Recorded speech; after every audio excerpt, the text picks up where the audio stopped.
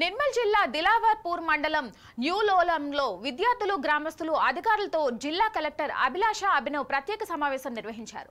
ఈ సందర్భంగా జిల్లా కలెక్టర్ మాట్లాడుతూ స్వచ్ఛదనం పచ్చదనం కార్యక్రమంలో ప్రజలు భాగస్వామ్యం కావాలని సూచించారు। ఈ కార్యక్రమంలో జిల్లా పంచాయతీ అధికారి శ్రీనివాస్, జిల్లా వైద్య ఆరోగ్య శాఖ అధికారి రాజేందర్, మండల ప్రత్యేక అధికారి శంకర్, తహసీల్దార్ స్వాతి తదితరులు పాల్గొన్నారు।